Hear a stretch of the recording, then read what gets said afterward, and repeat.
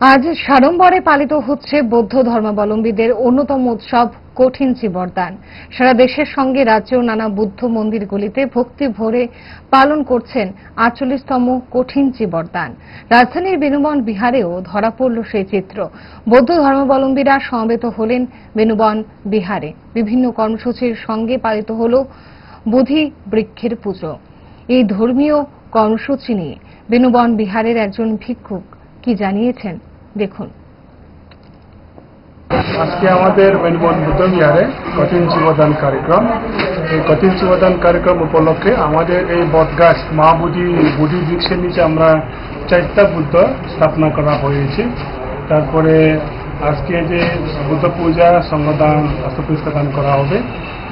দুপুরে 1টার সময় আমরা কঠিন চিবরদান প্রসেশন করব। তারপরে 2টার সময় কঠিন চিবরদান করা হবে ভিক্ষু সঙ্গকে। তারপরে সন্ধ্যায় 5:30টার সময় আমাদের 1000 বাট্টি 1000 লাইট সেরেমনি করা হবে।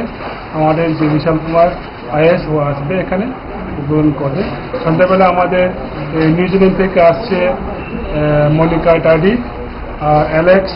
তারপরে আমার বেঙ্গালোর থেকে আসবে আনন্দ বান্টে আর অন্য ভিক্ষু সংঘ। আজকে যে এই অনুষ্ঠানের সবাইকে আসার জন্য অনুরোধ করছি।